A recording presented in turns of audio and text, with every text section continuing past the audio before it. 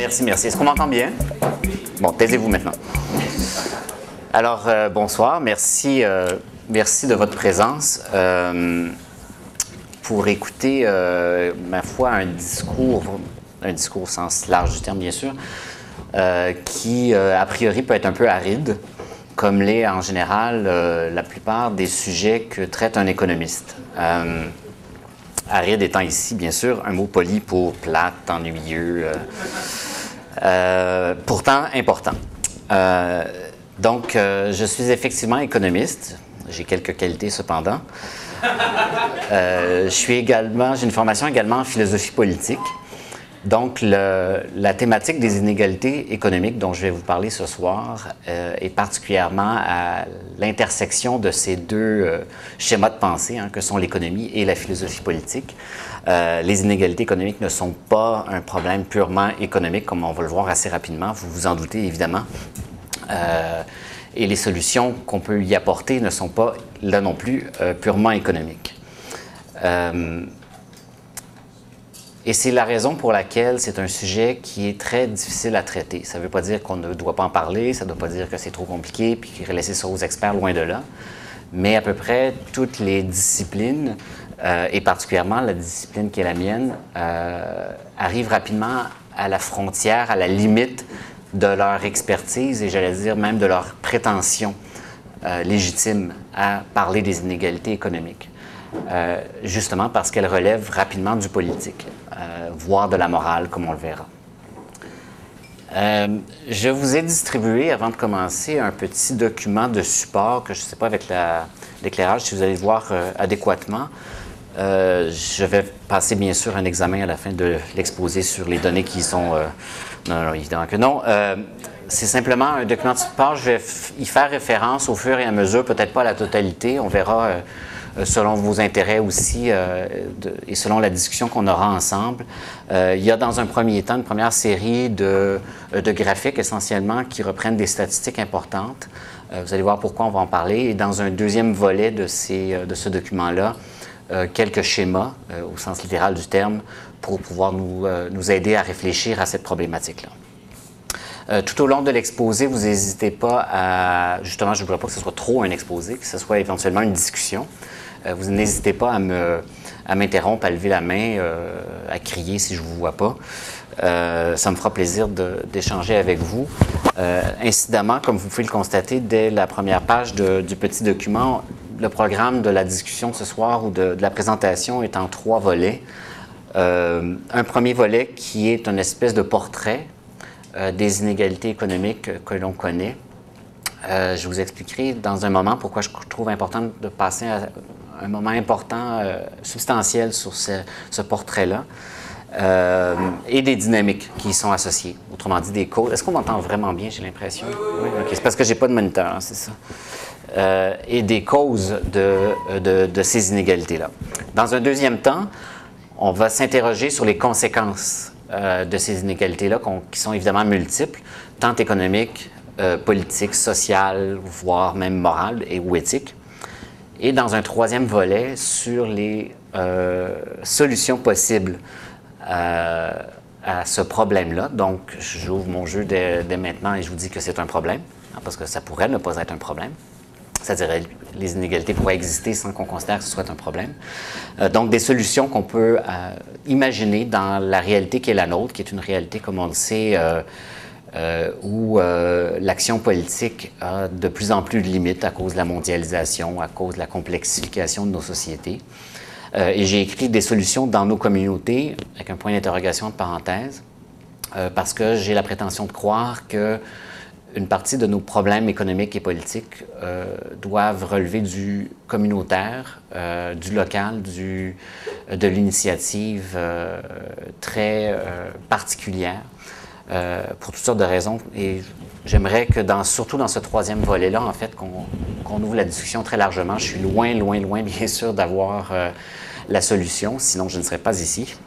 Je serais en train de l'implanter quelque part. Évidemment, il n'y a pas une solution, contrairement à ce que je viens de dire. Donc, les solutions diverses et variées. Je suis loin de détenir le monopole de la vérité en la matière, pas plus que personne, je pense, sur cette jolie planète. Donc, on va ouvrir, je le souhaite, largement la discussion à ce moment-là. Comme il est d'usage parmi vous ici, pour ceux qui sont habitués, vous le savez, pour les autres, on fera une pause d'une quinzaine de minutes ou quelque chose comme ça, le temps de vaquer à nos besoins naturels et autres. À un moment donné, on verra bien quand ça va. J'en ai aucune espèce d'idée. Grosso modo, peut-être vers la fin de la section 2, lorsqu'on aurait fait un tour rapide des conséquences des inégalités. Dernier point, j'en profite pour remercier les deux organisatrices, instigatrices, militantes de m'avoir invité ici. C'est la première fois que j'ai la chance de parler à quelque chose qui ressemble à une université populaire, alors que je suis enchanté par ce genre d'initiative-là. Je trouve que ça va très, très bien avec mon troisième volet d'initiative populaire et communautaire. Je trouve ça vraiment rafraîchissant, ce genre d'initiative-là, et je suis très fier d'en faire partie ce soir. Oui, applaudissons-les.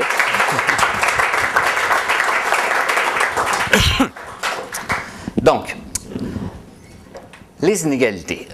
L'inégalité, en quelque sorte, c'est quelque chose, c'est une des notions, c'est une des façons de réfléchir qui est ancrée le plus profondément en nous. Dès qu'on est tout petit, on pense tout de suite en termes de comparaison et de choses qui ne sont pas égales entre elles. Ceux qui ont des enfants ou qui ont des enfants autour d'eux le sauront, c'est tout bébé, c'est le cercle n'est pas comme le carré, le truc est rouge et l'autre est vert, il y en a un qui est plus grand que l'autre, on apprend à compter de cette façon-là. L'inégalité, c'est une notion, c'est une conception de l'esprit qui est immédiate. C'est parmi nos premières structures de pensée, comme Piaget l'avait déjà démontré. Et très rapidement, enfant toujours, on est confronté à l'inégalité sociale.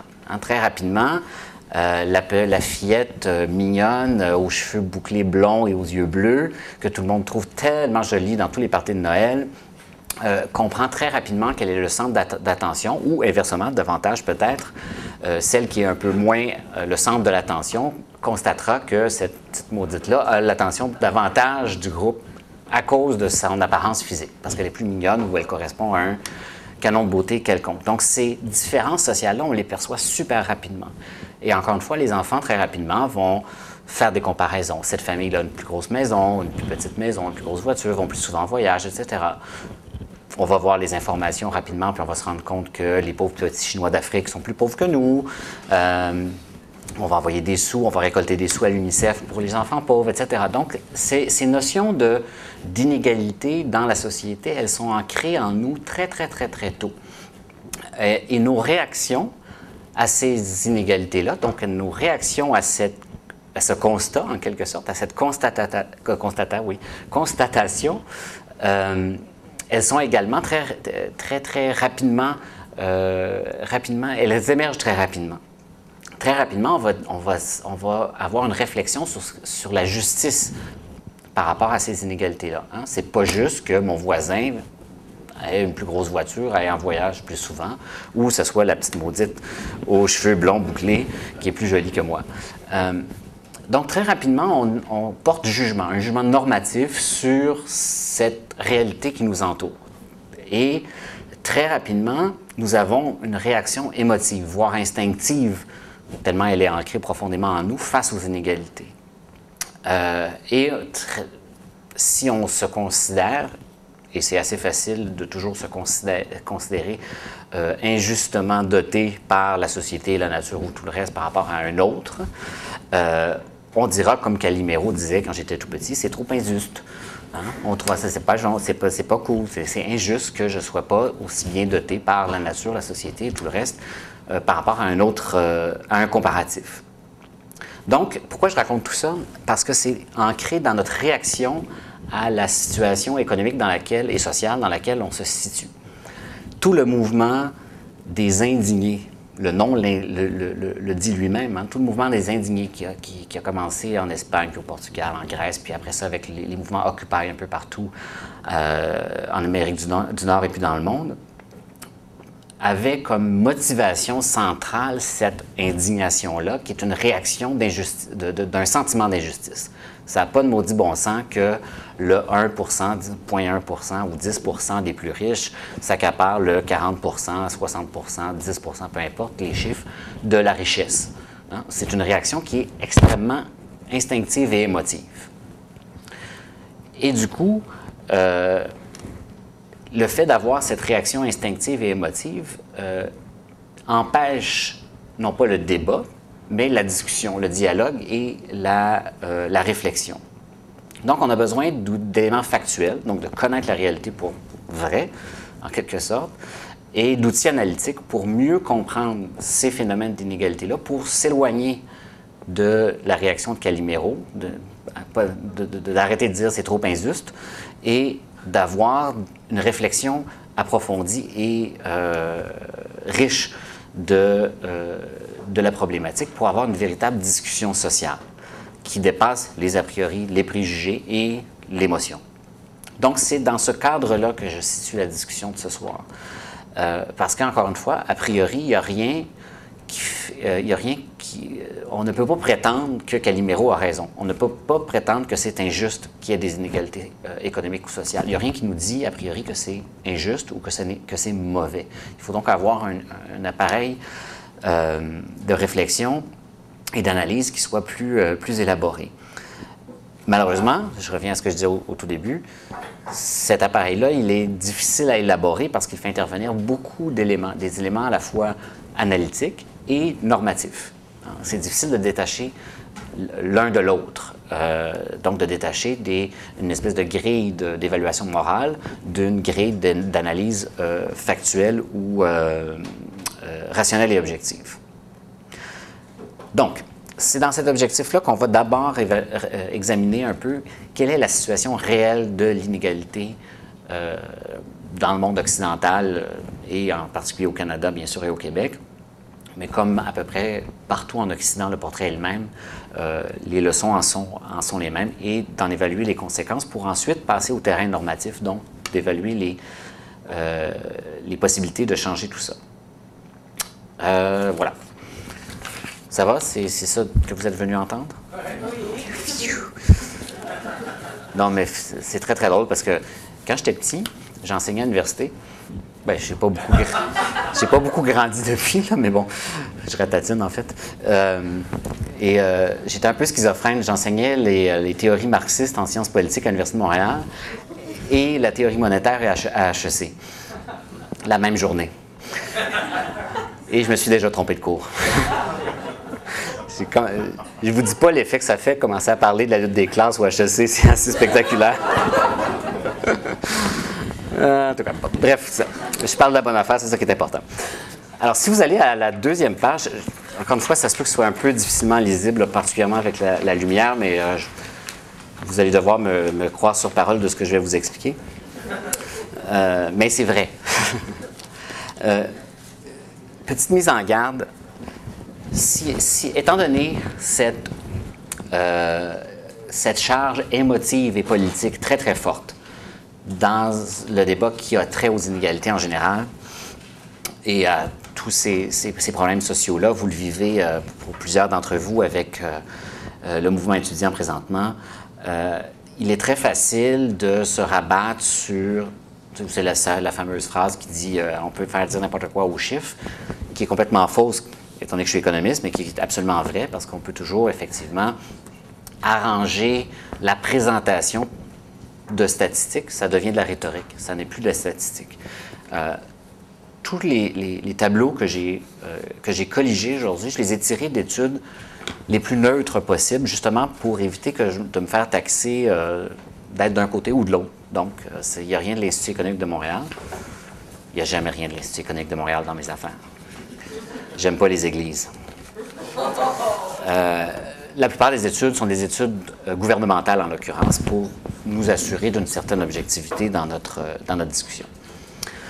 Alors, ce que je vais faire dans le premier temps, c'est un peu vous présenter une accumulation de faits et établir la bonne terminologie. Alors, je m'excuse à l'avance si je suis un peu trop pédagogique pour certains d'entre vous.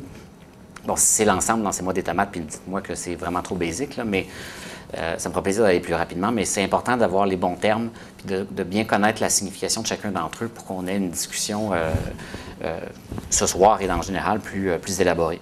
Donc, le premier graphique que vous avez, il est écrit petit un peu là, mais ça couvre à peu près tout le 20e siècle.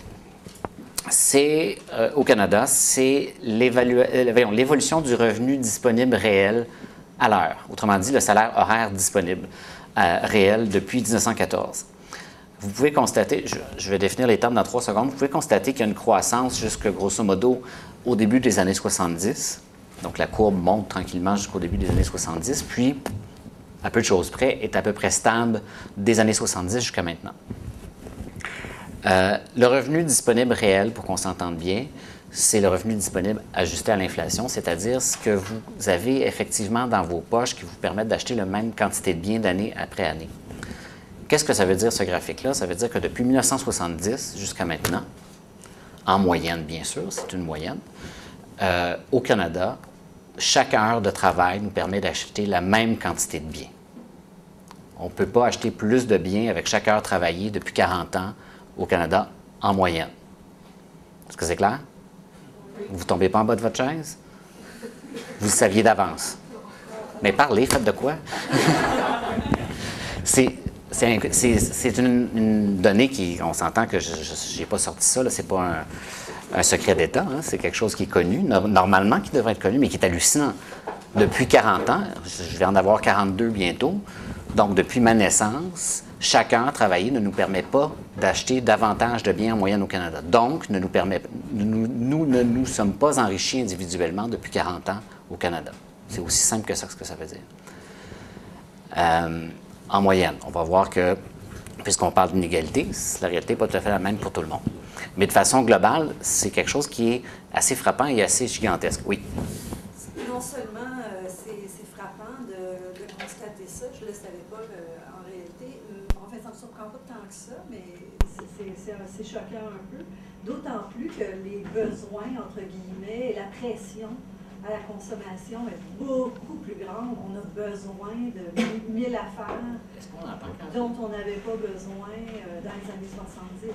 À part la jupe en terre cuite, c'était correct. Ça coûtait pas cher. Non, on peut la faire. Vous avez tout à fait raison, puis on va en parler largement de cette notion de consommation,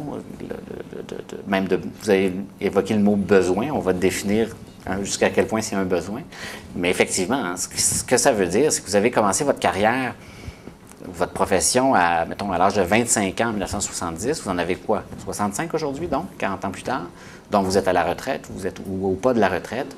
Bien, pendant toute votre vie professionnelle, chaque heure travaillée ne vous a pas permis d'acheter davantage de biens. Donc, techniquement, vous avez travaillé pour acheter la même chose tout au long de votre vie. Oui. Ça veut donc dire que quand on parle d'acheter des biens, on parle aussi bien aussi de faire des économies. Exactement, faire des économies. C'est tout à fait. Techniquement, on n'a pas pu faire plus d'économies. À l'intérieur de ça, il y a un choix individuel du partage, bien sûr, entre la consommation et l'économie, mais globalement, l'enveloppe est la même. Donc, on ne peut pas faire plus d'économies aujourd'hui qu'on en faisait il y a 40 ans pour chaque heure travaillée, effectivement. Donc, ça, c'est une notion fondamentale qu'il faut garder à l'esprit. Il faut garder à l'esprit, donc, cette stagnation du revenu réel par heure travaillée depuis 40 ans, j'insiste, donc depuis le début des années 70 et 70, cette date-là. Pourquoi? Puis c'est à peu près pile poil, là, grosso modo, c'est 1970. C'est important. Hein? Donc, du début du siècle, la progression s'accélère. Hein? Si vous regardez la courbe, elle est légèrement de plus en plus abrupte. Donc, le gain s'accélérait jusqu'aux années 70, puis pouf, en 70, il y a stagnation. Oui? Est-ce que ça compte les impôts et taxes? Oui, c'est ce qui est après impôt. Ce qui reste dans nos poches, finalement. Ce qui reste dans nos poches, puis on enlève l'inflation.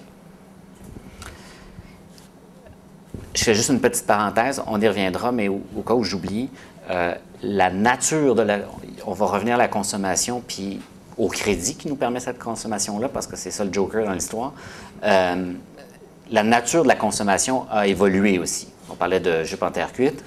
Il y a certains biens, donc le même bien coûte moins cher dans le temps, à cause des améliorations technologiques. Par exemple, un ordinateur.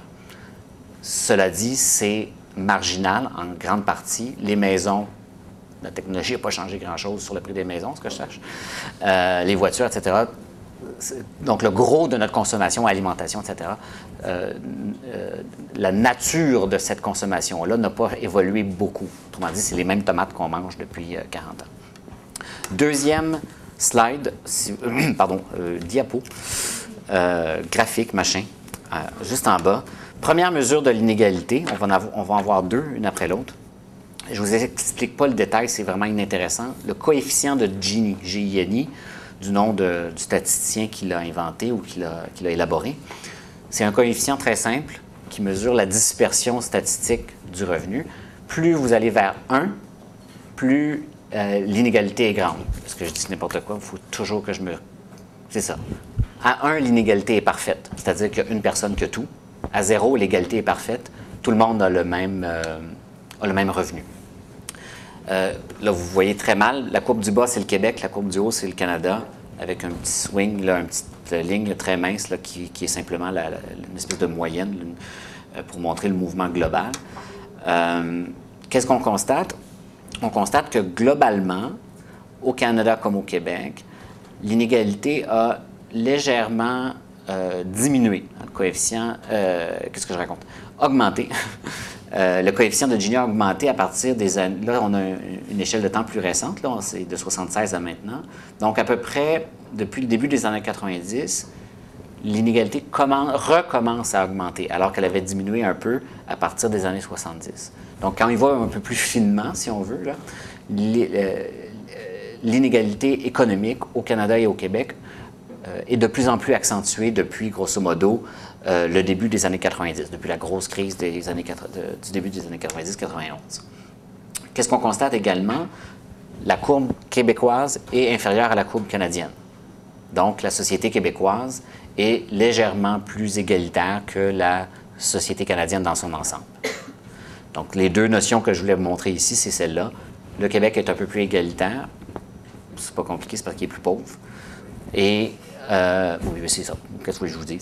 Et depuis les années 90, on voit une remontée des inégalités au Canada comme au Québec.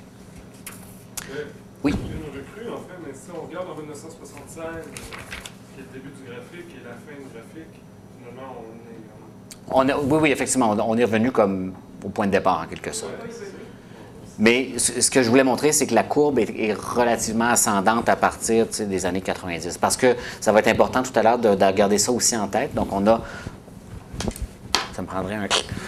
on a l'espace de temps 70 à maintenant, donc les 40 dernières années, et grosso modo les 20 dernières années où les choses ont un peu changé également. Donc, il y a des choses qui ont changé dans les deux étapes. Maintenant, la vraie histoire se trouve au prochain graphe à l'autre page. Là, ça doit être vraiment difficile à lire. Est-ce que ça se peut? Normalement, vous voyez trois courbes. Hein? OK. Croyez-moi sur parole. Il y a trois courbes ici, toujours à peu près les mêmes dates. Là, on commence début des années 70, milieu en fait des années 70 ici. C'est le revenu familial moyen après impôt. Donc, toujours, encore une fois, ce qui est disponible dans nos poches. On parle toujours ici de ce qui est disponible dans nos poches. On enlève l'effet de l'État.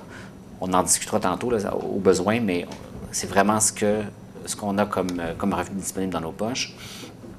Grosso modo, la courbe inférieure, qui est très, très proche de l'axe des X, elle est presque droite, presque égale et très, très basse. Ça, c'est le quintile inférieur. Autrement dit, c'est les 20 les moins riches au Canada. C'est les 20 des familles qui sont les moins riches au Canada. Stabilité de leur revenu familial après impôt, là aussi, depuis 40 ans. Réel, toujours ajusté à l'inflation. La deuxième courbe, qui doit être très pâle pour vous, qui est à peu près au milieu, c'est les trois autres quintiles. C'est donc le 60 de la grosse classe moyenne. 60 de la population, même chose, revenu assez stagnant depuis 40 ans. Et la courbe supérieure, qui, elle, a un mouvement un peu plus assuré, disons, que les deux autres courbes, connaît une ascension marquée, particulièrement depuis le début des années 90, une ascension marquée depuis le début des années 90. Donc, le quintile supérieur, c'est-à-dire le 20% des familles les plus riches, ont un revenu réel qui augmente depuis les années 90. Si on allait encore plus finement, mais là, on pourrait en parler pendant des heures, on pourrait détacher ça, c'est par tranche de 20%, donc de 1/5, 1/5, 1/5, 1/5 de la population. On pourrait aller au 1/10 ou au 1/100. On verrait que plus on s'élève vers le sommet des revenus élevés, plus cette croissance-là est élevée. Autrement dit, plus on est riche, plus on s'enrichit. Toujours depuis à peu près 40 ans, avec une accélération depuis les années 90. Donc, premier élément, plus on est riche, plus on s'enrichit, depuis un bon moment. Deuxième élément, qu'on voit peut-être pas très bien sur le graphique, mais vous pouvez constater, par exemple, que à l'année 2000, la courbe du haut a un petit creux. On le voit un peu aussi fin des années 80. Les plus riches, leur revenu réel annuel varie beaucoup plus rapidement dans le temps que les plus pauvres. Donc, il y a une bonne et une mauvaise nouvelle là-dedans. La mauvaise nouvelle, c'est que les plus riches s'enrichissent davantage. Bon, on verra si c'est vraiment une mauvaise nouvelle, évidemment. On peut considérer que, a priori, ça l'est si les autres ne s'enrichissent pas, on va s'en dire. La deuxième nouvelle, qui est la meilleure, c'est que nous, parce qu'on va se mettre dans le 80% de la population, on est moins sujet aux variations brusques, qu'on ne voit peut-être pas fortement dans ce graphe-là, mais qui sont réelles. On est moins sujet aux variations brusques dans le temps. Autrement dit, on est moins sujet aux fluctuations générales de l'économie. Notre revenu est plus stable, ce qui est quand même une bonne nouvelle. Ce qui est une bonne nouvelle, qui s'accote sur quoi? Bien, sur l'ensemble de notre filet social qui nous permet d'aplanir ces périodes difficiles. Autrement dit, même si notre revenu baisse quand on est au chômage, bien, on a encore un revenu et on a des mécanismes qui nous permettent d'aplanir nos entrées d'argent. On verra évidemment dans un peu plus de détails les causes et les significations de ces courbes-là. Donc, la leçon, plus on est riche, plus on s'enrichit depuis un bon moment, mais surtout depuis la fin des années 80. Ça va? Oui. C'est intéressant? On ne dit pas oui. Donc, on a jusqu'à maintenant 3 constatations. En moyenne, partout au Canada, les revenus ont stagné. En moyenne, il y a une légère hausse des inégalités économiques dans l'ensemble de l'économie canadienne et québécoise. Et troisième constatation, le gros de la population, 80%, en fait 90% de la population ne s'est pas enrichie depuis 40 ans. Oui, j'allais le dire, mais je n'osais pas dire des gros mots au micro. Je suis enregistré. Donc, c'est assez spectaculaire. Pourtant, pendant cette même période, graphe suivant, la production réelle au Canada, au Québec, en Occident, partout, elle a cru. C'est quoi, donc là, le graphe vous donne ça depuis 1980.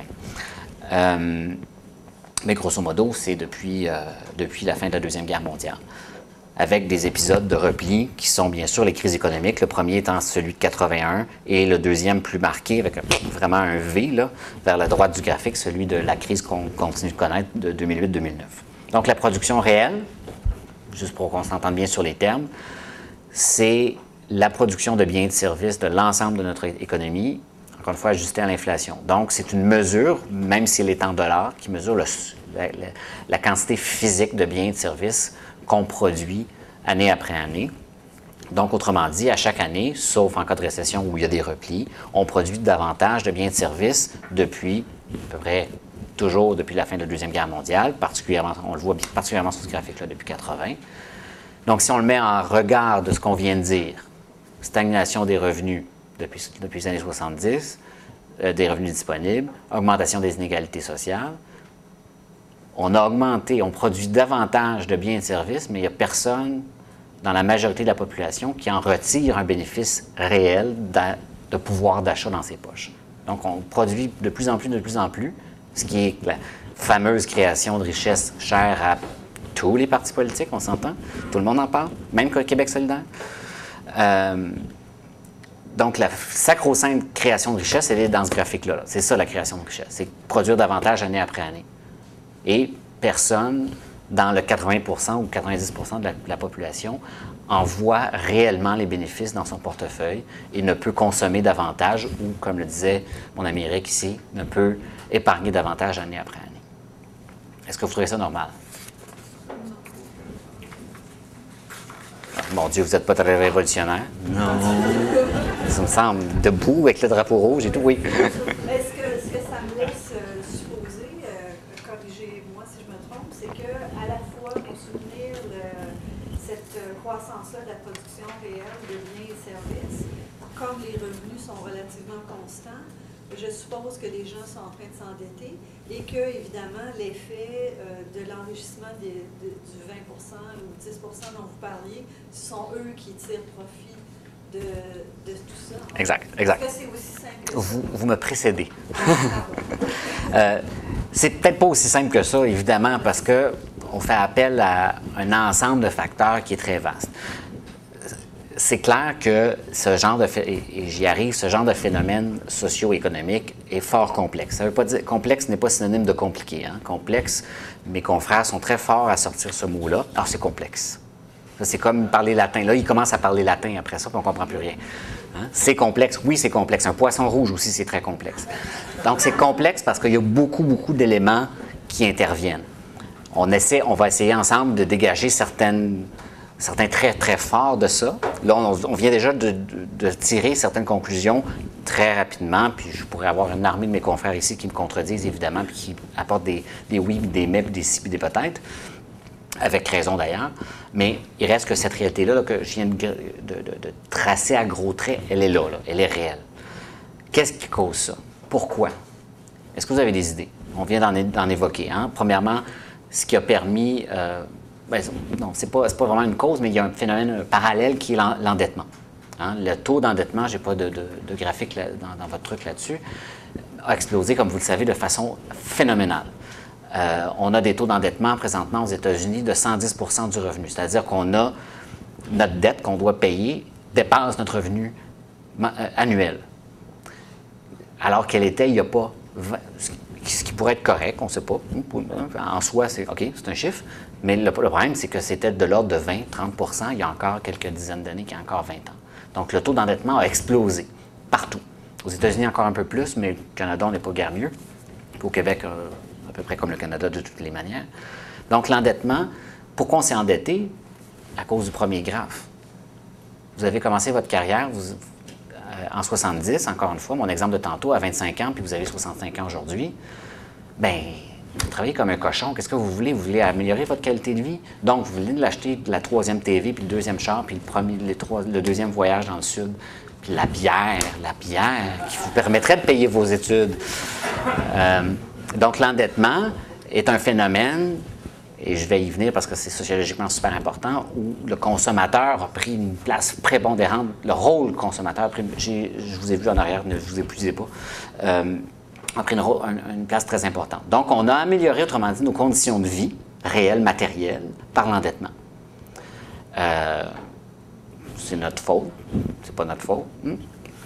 Maintenant, ça n'explique pas, évidemment, la stagnation du revenu réel. Qu'est-ce qui pourrait faire en sorte, à part, bien, outre le fait que les riches ont accaparé, les plus riches, dans le quintile supérieur, se sont accaparés une grande partie de cet enrichissement-là. Ça, c'est une première explication évidente. Hein. Si l'ensemble de la société s'est enrichi, qu'une grosse partie n'en profite pas, une petite s'est enrichie, bien, 1 plus 1 égale 2. C'est sûr qu'il y a cette classe sociale-là qui l'a accaparé. Qu'est-ce qui expliquerait davantage que ça, selon vous? Quels seraient les autres facteurs explicatifs de ces écarts-là? Oui. Vous aviez une question, vous pouvez la poser en même temps, d'ailleurs. Oui, c'est ça, j'ai juste une question sur ce que vous venez de dire, j'aurais dû la poser tantôt. Il n'y a pas de problème. Parce que, dans la tête, le revenu durant la carrière augmente plus vite que le revenu d'entrée en carrière. Par exemple, les enseignants, ce qui augmente l'échelle salariale chaque année, ça augmente plus vite que l'entrée en salaire. Donc, dans ce sens-là, mon pouvoir d'achat, si je deviens enseignant, par exemple, devrait augmenter avec les années au fur et à mesure de ma carrière, non? Non. En moyenne, non. Mais dans ce cas-là, En moyenne, non. Encore une fois, c'est une moyenne. Hein? C'est plusieurs petites moyennes pour nos quintiles de tout à l'heure. Mais en moyenne, ça n'est pas le cas. C'est vrai de certaines professions, c'est vrai de certains individus, va sans dire. Mais à ce moment-là, si vous êtes enrichi, vous faites partie de ma petite courbe du haut, là, celle de la gang de personnes qui s'enrichissent réellement. Et donc, vous êtes un sale capitaliste ici. Non, c'est pas vrai. Mais évidemment, oui, il y a des professions, par exemple, où il y a des groupes sociaux, économiques, particulièrement les syndiqués, ou certains groupes de syndiqués, il faut faire bien attention, qui, grâce à leur poids politique, ont réussi à s'enrichir effectivement. Mais en moyenne, c'est juste pas le cas. C'est juste pas le cas. Et c'est de moins en moins le cas, parce qu'on n'est à peu près jamais capable depuis, là, je ne suis pas un spécialiste d'économie du travail, mais grosso modo, on n'est pas capable depuis 20 ou 30 ans de battre l'inflation dans la négociation salariale. On a à peu près l'équivalent de l'inflation, puis souvent en dessous de l'inflation. Dans le régime d'austérité qu'on connaît depuis, c'est pas Harper qui l'a inventé, hein, juste de même, là. Ça fait longtemps qu'on parle d'austérité, puis de coupure, puis d'équilibre budgétaire. Vous étiez tous en train de jouer au billes dans ce temps-là, mais Paul Martin, quand il était ministre des Finances, c'était son notre père quotidien de parler de coupure puis d'austérité. Donc, toute cette dynamique du marché du travail a fait en sorte que ceux qui négocient avec une force de négociation, donc, par exemple, les syndiqués, pas nécessairement les syndiqués, mais entre autres les syndiqués, réussissent à peine à battre l'inflation dans leurs négociations. Sinon même, comme c'est le cas de beaucoup d'employés de l'État, ils sont en deçà de l'inflation. Donc, en l'occurrence, ils s'appauvrissent d'année en année. Ou à tout le moins, ils restent stables. Donc, oui, c'est le cas, votre comparaison au début de carrière, pour certaines professions, mais encore une fois, quand on prend la moyenne de tout ça, ça n'est pas le cas. Donc, qu'est-ce qui pourrait être d'autres phénomènes où il y avait des mains levées là-bas? J'ai l'impression, peut-être au niveau de la vision aussi, je ne sais pas si j'idéalise le passé d'une certaine façon, mais est-ce que c'est possible qu'on ait déjà aspiré au progrès social en plus du progrès du profit en tant que tel, d'améliorer les profits d'une entreprise? C'était pas une unique vision de la société, mais que, par exemple, les avancées technoscientifiques devaient servir aussi à la population pour mener une vie plus décente et tout ça. Ça vient aussi avec les luttes, je pense, les luttes populaires qui avaient lieu dans le temps. Peut-être que le fait que les gens vont moins lutter ou qu'ils vont plus, je ne sais pas, s'écraser devant la télé puis qu'ils vont plus se laisser nourrir par ça, peut-être que le manque est là, mais j'ai l'impression que c'est au niveau de la vision. Bien, je pense qu'il y a une grande partie de l'explication qu'on pourrait décortiquer dans tout ça, là, parce que c'est beaucoup d'éléments là, que vous apportez, qui rejoint aussi ce qu'on a dit tout à l'heure sur l'idéologie de la consommation, mais c'est une partie c'est une partie de la réponse à l'inaction, en quelque sorte. Hein. Pourquoi ça n'a pas été différent? Mais il y a des raisons qui sont peut-être un peu plus structurelles. Je voyais d'autres mains levées vers l'arrière, en arrière complètement, oui.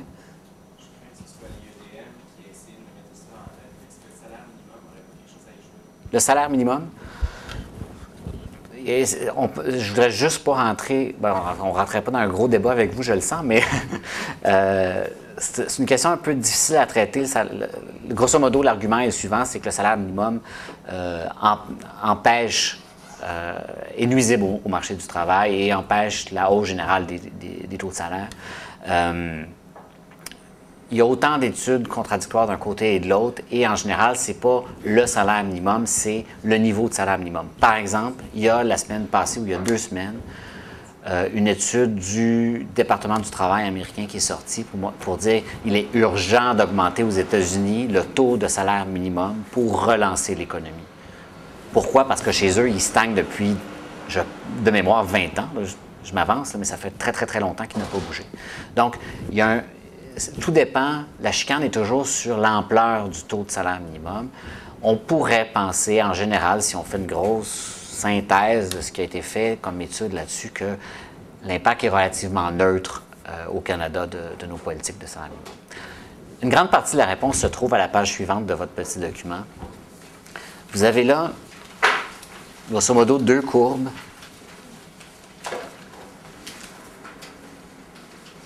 Vous avez deux mesures ici. D'abord, la courbe qui a une croissance constante, c'est la productivité depuis la fin de la Deuxième Guerre mondiale. La productivité du travail a augmenté constamment depuis la fin de la Deuxième Guerre mondiale. Vous voyez, à peu près pas de stagnation, à peu près, sauf à la fin des années 70, lors de la crise économique de 79-81. La productivité, c'est quoi? C'est la quantité de biens qu'on produit par heure travaillée. Donc, l'illustration caricaturale, c'est si en 70, je pouvais produire un verre comme celui-ci dans 1 heure, bien, doubler ma productivité, c'est être capable d'en produire 2 dans la même heure de travail. Hein? Donc, la fin de la Deuxième Guerre mondiale. Pourquoi? Technologie. Voilà, à cause de la technologie. Et ça, c'est évidemment vrai depuis le début de la révolution industrielle, voire depuis la proto-révolution industrielle. Donc, c'est la technologie qui nous permet d'être plus productifs par toutes sortes de... la technologie au sens très large d'ailleurs, par toutes sortes de manières. Donc, la production matérielle en usine, mais aussi l'innovation managériale qui permet une organisation du travail plus rationnelle, la meilleure scolarisation qui fait en sorte que les employés sont plus efficaces, etc., etc. Donc, la productivité a augmenté. La productivité, c'est la base de quoi? C'est la base de l'enrichissement. Hein? Si vous produisez avec la même heure travaillée 2 fois plus de marchandises, vous êtes capable d'en vendre 2 fois plus, donc normalement, vous enrichissez. C'est un des 3 éléments de l'enrichissement collectif, c'est l'augmentation de la productivité qui est mue ou causée par l'innovation technologique notamment. L'innovation au sens large, mais technologique notamment. Les 2 courbes du bas qui sont similaires, là, on ne rentrera pas dans les détails, c'est la rémunération horaire moyenne réelle des travailleurs. Le chiffre qu'on avait tout à l'heure, le chiffre qu'on avait dans le fond au tout premier graphique. Alors, qu'est-ce qui s'est passé? Exactement comme dans notre premier graphique, elle a commencé à stagner, grosso modo, comme on l'a vu tantôt, aux années 60, autour du début des années 70 jusqu'à maintenant.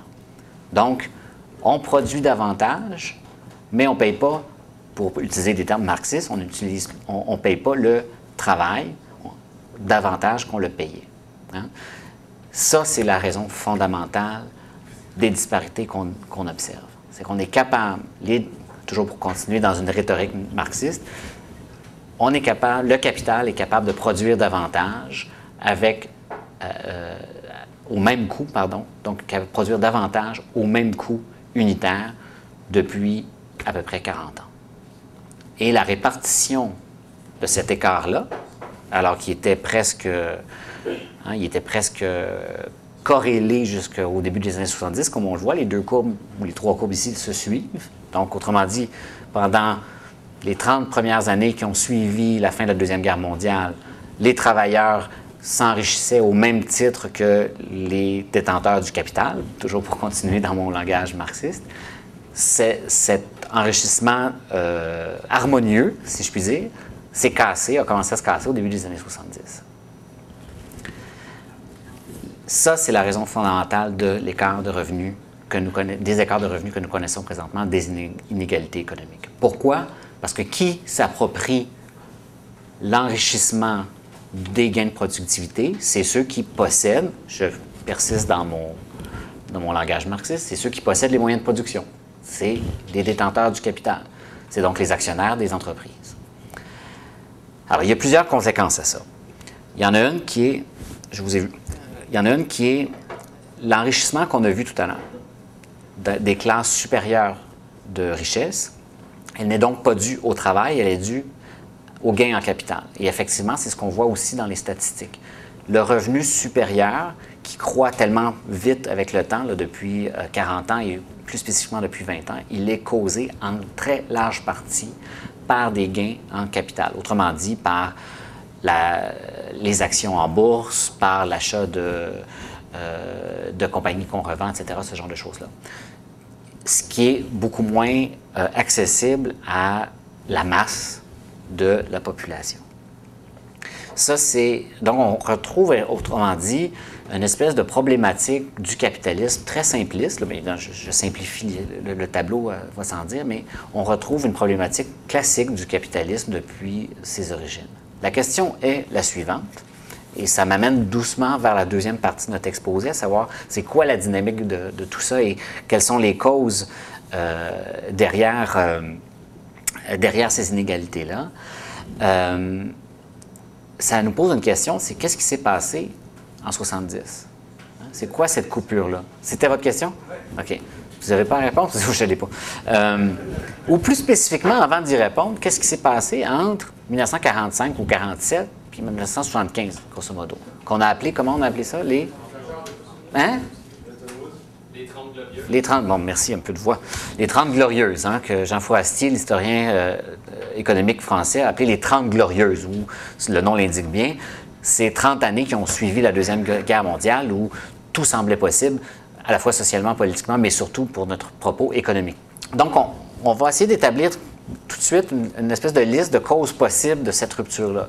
On pose donc l'hypothèse ensemble qu'autour des années 70, il y a quelque chose qui s'est cassé dans cette logique-là et qui nous a menés à nos inégalités actuelles.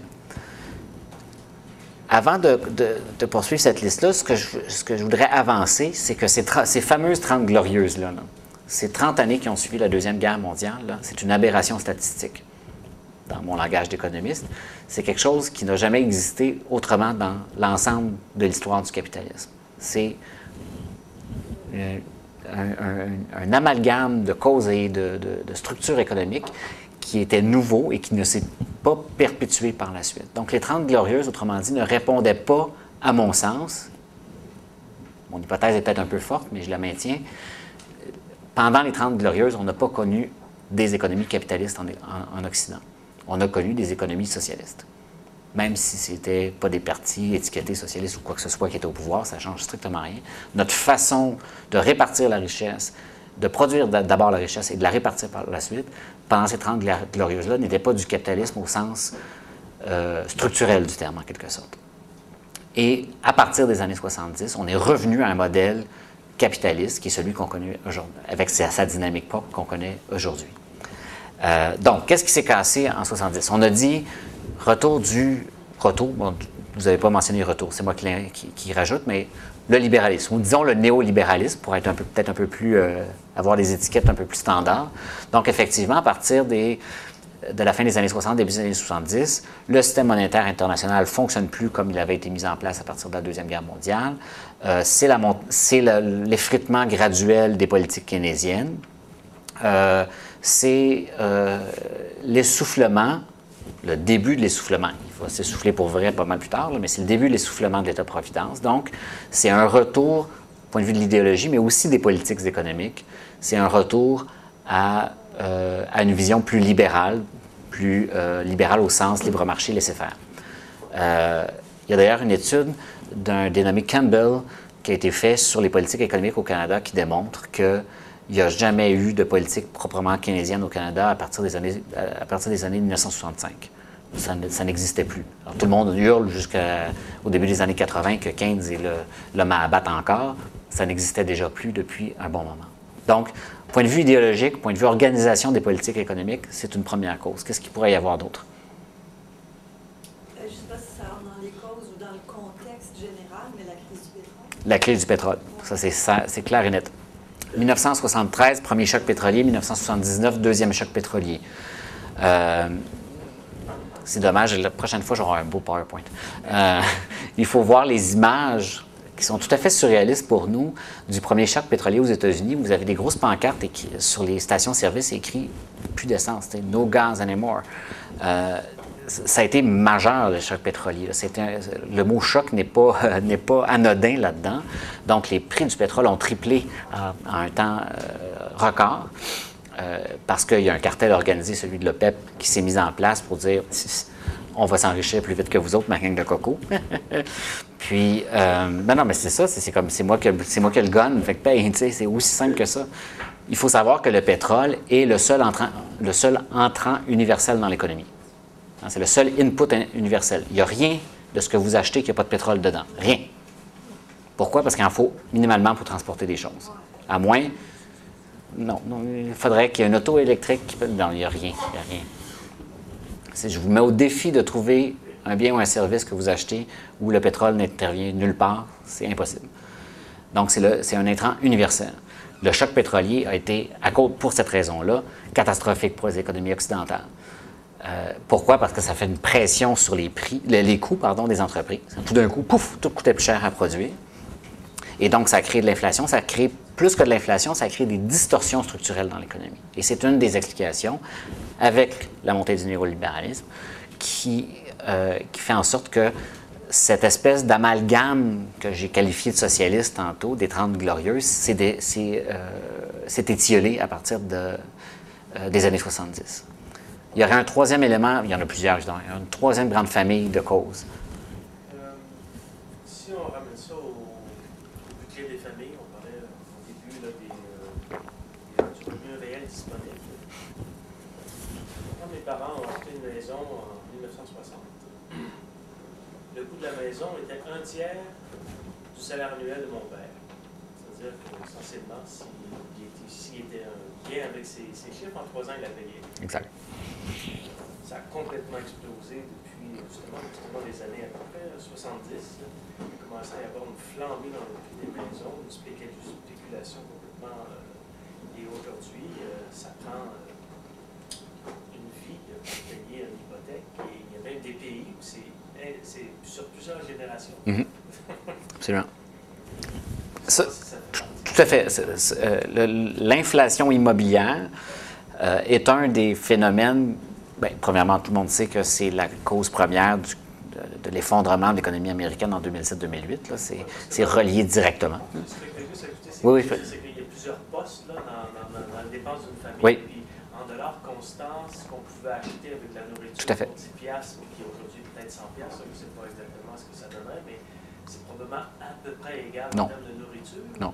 C'est justement les deux postes. Oui. Ah oui. Les deux postes où, en nombre d'heures nécessaires à travailler pour acheter la même bébelle, donc que ce soit le même panier de nourriture ou la même maison en termes d'équivalent de jouissance physique, si on veut, ce sont les deux éléments de consommation qu'on s'entend dessus qui sont assez fondamentaux, merci, se nourrir et se loger. Et c'est vrai aussi de la location, hein, pas juste de l'achat de la maison, parce que c'est ce dont on vient de parler. Ce sont les deux éléments qui ont explosé depuis à peu près 1975-80. C'est un autre élément qui explique l'appauvrissement relatif ou en tout moins la stagnation du pouvoir d'achat des familles, effectivement, qui est une conséquence de deux choses. Un, ce qu'on vient de dire, l'inflation en général, mais deux, un des trois éléments que je voulais apporter comme déclencheur de cette situation au tournant des années 70, c'est la financiarisation de l'économie. La sphère financière, et là, je me trouve vraiment pas brillant, je n'ai pas le bon chiffre, la sphère financière, je vous le trouverai tout à l'heure, ça va être important, qui a littéralement explosé depuis les années 70. Autrement dit, je ne peux pas mettre sur pause parce que je vais dire un faux chiffre. Non, c'est pas vrai. Mais je vais revenir avec le vrai chiffre tout à l'heure. C'est quelque chose comme, dans les années 70, c'était 2 à 3 fois l'économie financière, donc la monnaie, les bourses, tout ce qui est finance, représentait à peu près 2 à 3 fois l'économie réelle, ce qui est normal. C'est normal qu'il y ait plus de dettes, plus de monnaie en circulation, plus de cossins, plus de bébelles, puis de... C'est pas grave, c'est correct. Ça fonctionne bien quand c'est comme ça, quand c'est ce genre de ratio-là, 2, 3, 4 fois l'économie réelle. Aujourd'hui, on est à 10 fois l'économie réelle. Donc, il y a eu une multiplication de l'importance, une espèce d'enflure de l'économie financière qui a créé quoi? Qui a créé la spéculation. Et la spéculation qui a comme caractéristique, à partir des années 70, d'être généralisée à l'ensemble de l'économie. De sorte que les parents de Eric, effectivement, pouvaient s'acheter une maison à un ratio par rapport à leur revenu annuel qui était plus raisonnable que ce qu'on connaît maintenant, mais qui est vrai aussi de ce que je viens de dire, de la nourriture, ou de la plupart des biens, des matières de base, hein, qui connaissent tous des épisodes spéculatifs très, très forts et qui se répercutent sur l'ensemble de l'économie. Et qui en profitent? C'est pas vous et moi en général. On en subit davantage des conséquences qu'on en profite. Donc, ces trois éléments-là, idéologiques, le néolibéralisme, choc pétrolier, deuxième élément, et troisième élément, financiarisation de l'économie, qui a comme conséquence ce que tu disais tout à l'heure, sont trois des explications majeures de cette brisure dans le temps qu'on voit à partir des années 70. Il y en a une quatrième. Ben, en fait, il y en a deux autres que j'aimerais vous soumettre. Une quatrième qui est difficile, dont il est difficile d'évaluer l'importance négative ou positive, parce qu'elle a aussi des incidences positives sur la répartition du revenu, c'est la technologie. On a vu tantôt que ça permet d'être plus productif, blablabla. La technologie permet aussi, à certains égards, et on va en parler en toute fin, de trouver des solutions pour régler ces problèmes d'inégalité-là, par l'accès à l'éducation, par toutes sortes de bébelles comme ça, mais c'est aussi un élément déclencheur de la hausse de la productivité et de la stagnation du revenu réel. Autrement dit, on fait faire le travail par des robots plutôt que par des humains, ce qui n'est pas un mal en soi. Personnellement, je suis assez content qu'il y ait des robots qui visent des boulons à cœur de jour que ce soit un humain. Hein. C'est comme pas mal moins aliénant pour un robot que pour un humain. Le problème, évidemment, c'est que l'humain qui ne vise plus le boulon, il faudrait qu'il fasse d'autres choses, qu'il soit valorisant, qu'il soit aussi enrichissant au point de vue économique. Quatrième élément qui est un petit peu lié à tout ce qu'on disait de l'ordre de la finance tout à l'heure et que vous avez dit, l'accessibilité au crédit, qui est tout à fait nouveau à partir des années 70. Les cartes de crédit ont été inventées dans les années 70. Ça n'existait juste pas avant les cartes de crédit, c'est pas compliqué. Les marges de crédit personnel, ça n'existait pas. Des hypothèses, oui, beau lapsus. Des hypothèques à taux variable, ça n'existait pas. Tout le crédit à la consommation, ça n'existait pas avant 1970 ou à peu près. Et alors qu'aujourd'hui, vous avez 16 ans, vous sortez du secondaire, bang, vous avez une carte de crédit.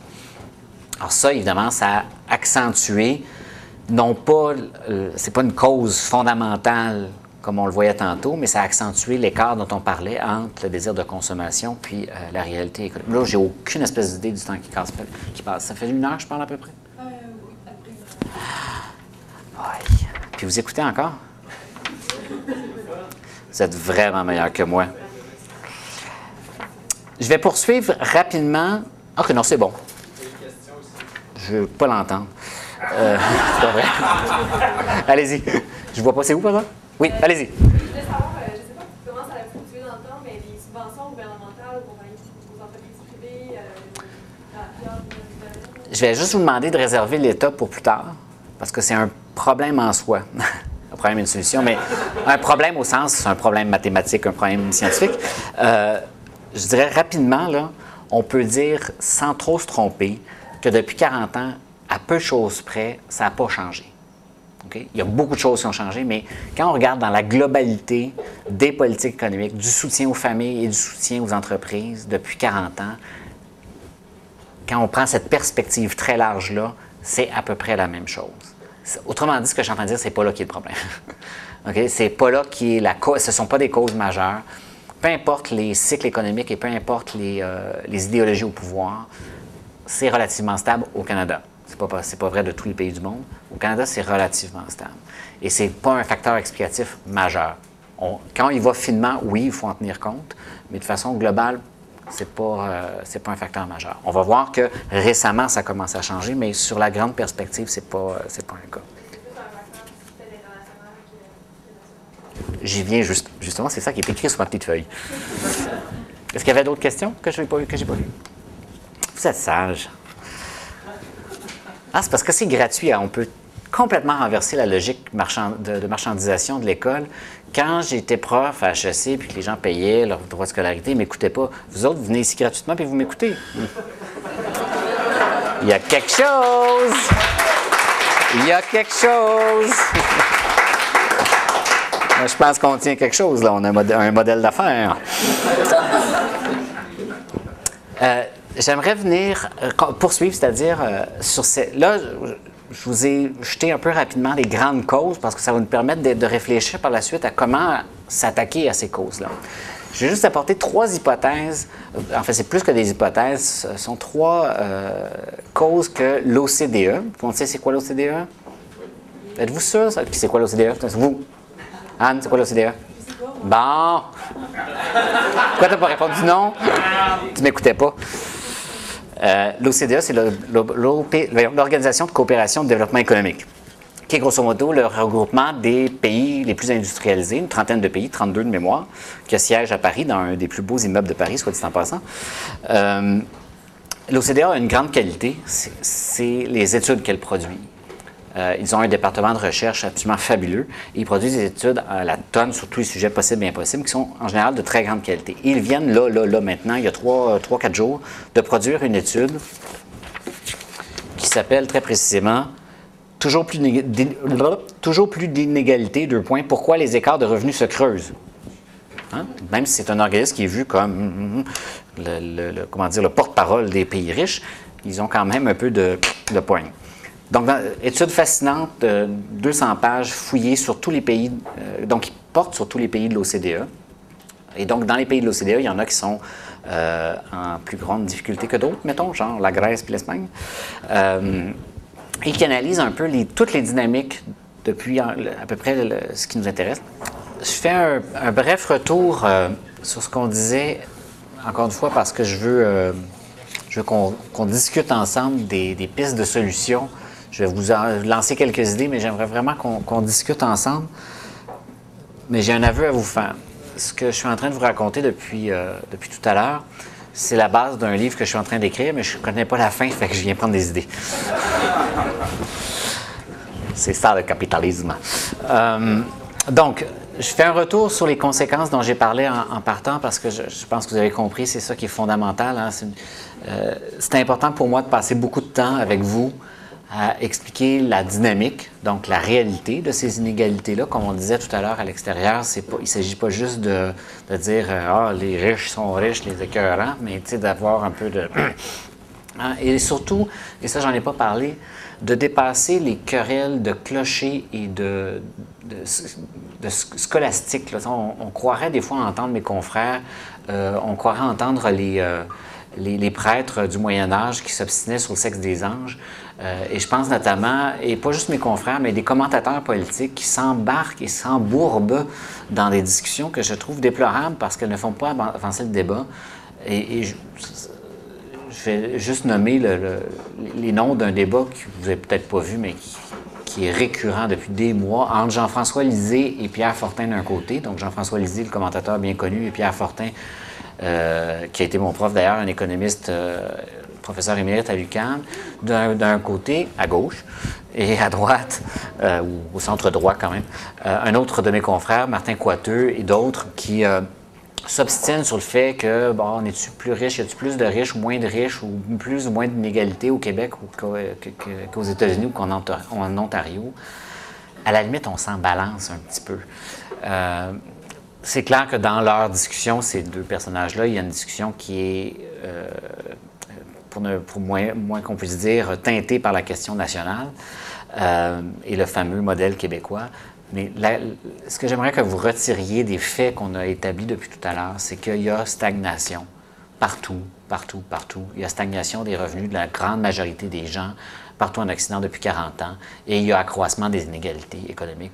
Est-ce que c'est plus ou moins important au Québec, à Montréal, qu'à Chibougamau ou au Tennessee? Oui, sans doute, il y a des différences. Évidemment, il y en a. Évidemment, c'est super important quand on rentre dans le détail, mais sur le fond, c'est la structure historique qu'on vit qui est important de retenir.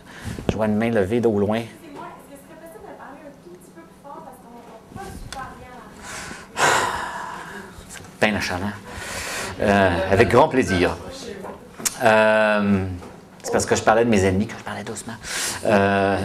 Donc, ce qu'il faut retenir, c'est cette logique-là, hein, cette dynamique profonde, structurelle, qui est généralisée, et ça partout dans les pays occidentaux, et depuis 40 ans. Donc, c'est important, je reviens à ce que je disais, c'est important pour moi qu'on assoie bien ces faits-là, que j'ai pris beaucoup de temps pour que, par la suite, on ait un discours éclairé là-dessus, puis qu'on se sente, outillé pour parler des vraies affaires, qu'on parle de revenus réels et de la capacité, un peu comme l'exemple que donnait Éric, la capacité à acheter les mêmes biens aujourd'hui que dans le passé, mais ça, c'est ça la vraie réalité. Donc, je reviens sur les conséquences un peu rapidement. J'aurais pu en discuter largement. J'ai mis plein de beaux petits cossins dans votre document dont je n'aurai pas le temps de parler, mais parce qu'on risquerait de se perdre un peu dans les méandres du détail. Je pense que ce qui est important de retenir, encore une fois, c'est les trois grandes familles de conséquences. D'abord, économique. Hein, c'est mauvais pour l'économie, les inégalités sociales. Économiques, pardon. Sociales aussi, là, ce qui en découle. C'est mauvais pour l'économie. C'est mauvais pour le capitalisme. C'est pas mauvais parce que c'est mauvais en soi. Là, je parle pas de la justice. Là, je parle purement du point de vue économique. C'est inefficace. Les inégalités économiques entraînent de l'inefficacité. Jusqu'à un certain point. Il est à peu près démontré que une égalité parfaite économique qui serait imposée, coercitive, serait à peu près invivable. Parce qu'on n'aurait plus l'émulation, on n'aurait plus un paquet de bebelles. On va rentrer par une autre porte dans cette question-là. Mais point de vue purement économique, ça crée de l'inefficacité à plusieurs égards. Ça ralentit la croissance économique. Donc, point de vue purement économique, c'est pas bon.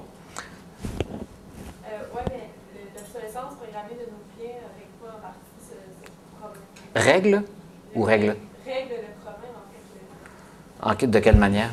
Le fait qu'on a toujours besoin d'acheter souvent les biens parce que bien obsolète plus rapidement, ça est quand même programmé. Premièrement, j'ai un peu de misère avec cette histoire d'obsolescence programmée. J'ai de la misère avec le mot programmé, en fait. Mais même si on constate qu'effectivement, admettons qu'on admet que ce soit le cas pour les ordinateurs, pour les machins, ça touche, quant à moi, une partie de notre consommation qui est relativement marginale. C'est une opinion que je donne, vous pouvez être en désaccord. Je ne pense pas que ça touche vraiment l'ensemble de notre consommation. Est-ce que ça touche l'alimentation? Est-ce que ça touche le vêtement? Est-ce que ça touche l'éducation? Est-ce que ça touche le loisir? Vous comprenez, c'est une partie, oui, mais c'est une partie relativement marginale de notre panier de consommation. Donc, je ne suis pas sûr que l'effet, au final, soit très grand.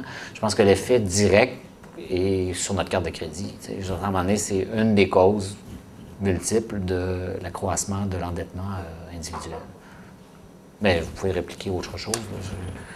Ça ne m'apparaît pas le plus important. Compte tenu du fait que quelque chose comme 80 là, grosso modo, du panier de consommation moyen des ménages dans notre pays, donc un ménage étant une unité familiale quelconque de 1 à X personnes. Donc à peu près 80 de ce qu'on dépense, c'est le logement, l'éducation, le transport et la nourriture. De 20 qui reste a un impact plus ou moins fondamental, disons. Ça peut être un facteur qui ralentisse l'effet négatif, effectivement.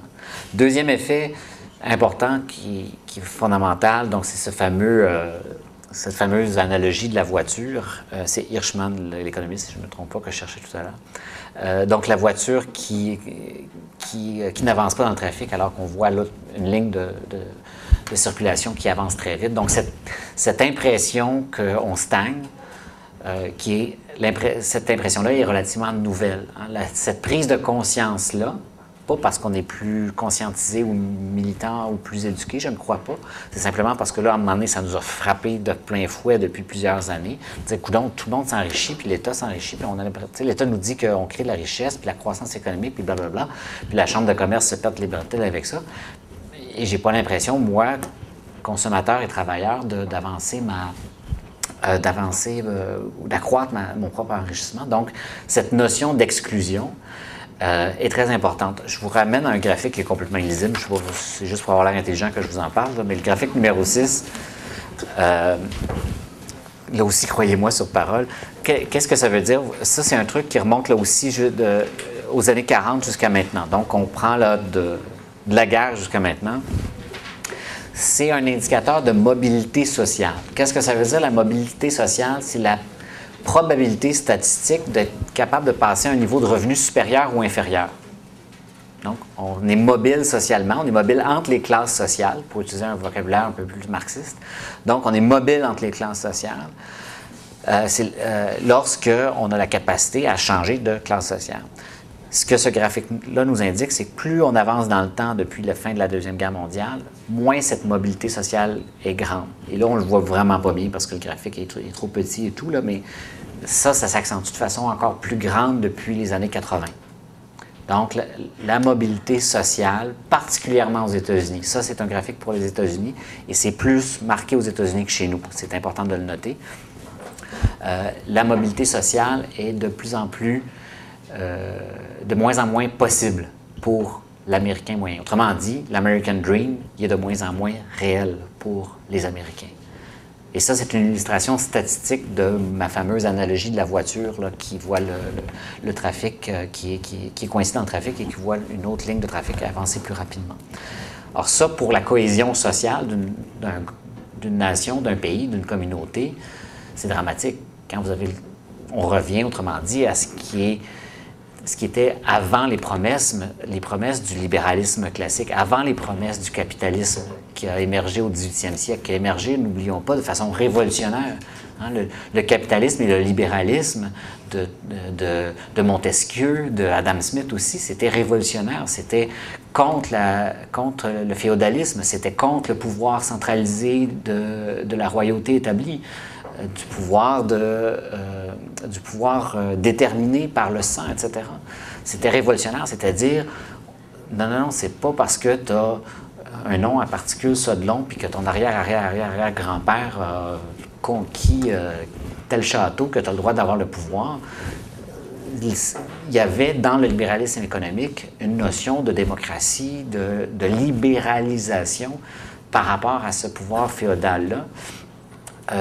Donc, cet aspect révolutionnaire et qui a porté ses fruits quand même dans les 200 ans qui ont suivi est de moins en moins le cas. Et ça, c'est dramatique dans nos sociétés démocratiques, dans nos sociétés libérales au sens large du terme, parce qu'on remet en cause cet idéal et cette capacité à s'en sortir, en quelque sorte. Hein. Et ce qui est en train de s'étioler, c'est même plus notre capacité à nous en sortir, c'est notre croyance en cette capacité de s'en sortir. Non seulement on n'est plus capable d'améliorer notre sort, mais on croit de moins en moins que c'est possible de le faire. Alors, bonjour la cohésion sociale, bonjour l'espoir. Je me trompe-tu avec l'analogie de la voiture? Les gens roulent de moins en moins vite, mais ils roulent quand même assez parce que je travaille dans un milieu où les gens ils se disent, mais de toute façon, c'est correct, il y en a des trucs comme moi, ils écoutent les nouvelles, puis... Vous faites bien tout à fait. Vous faites bien si on poursuit l'analogie, il y a plusieurs voies, merci. Il y a plusieurs voies sur cette autoroute-là. Et tant que la majorité des voies n'est pas complètement stallée dans le trafic puis arrêtée, il n'y a pas de révolution.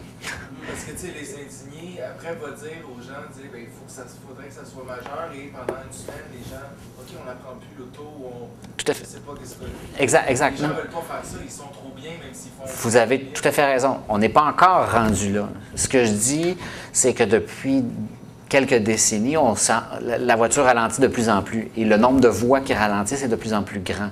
Et que le mouvement des indignés, d'Occupy et tout ça, c'est l'effet de ça. C'est un symptôme de ça. Il ne faut pas oublier qu'il y avait à peu près 75 des Américains, 75 des Américains étaient en faveur du mouvement Occupy Wall Street au plus haut, au pic de la couverture médiatique. C'est énorme.